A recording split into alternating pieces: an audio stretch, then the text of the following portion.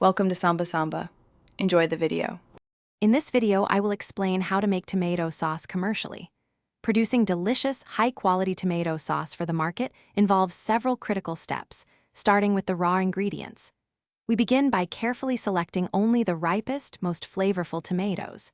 These are then meticulously sorted and washed to ensure purity, removing any unwanted elements.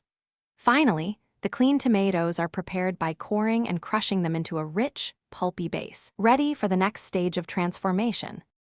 Once the tomatoes are crushed, the processing truly begins. The pulp is gently heated to help break down the cell walls, releasing all their wonderful juices.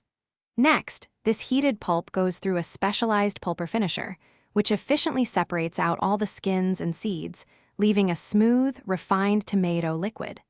This liquid is then cooked in large, industrial kettles, slowly reducing its moisture content until it reaches the perfect consistency and a Brix level of about 8 to 10.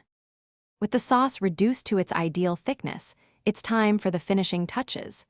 We carefully incorporate seasonings such as salt, a touch of sugar, and various herbs to create a balanced and appealing flavor profile. The sauce is then heated to a high temperature, typically around 90 degrees Celsius, to ensure proper sterilization.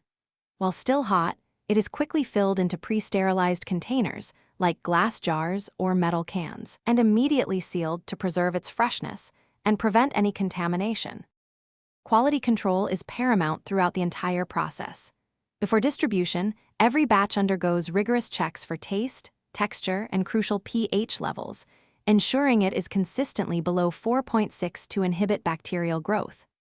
Once approved, the finished products are carefully stored in a cool, dry environment away from direct sunlight to maintain their integrity.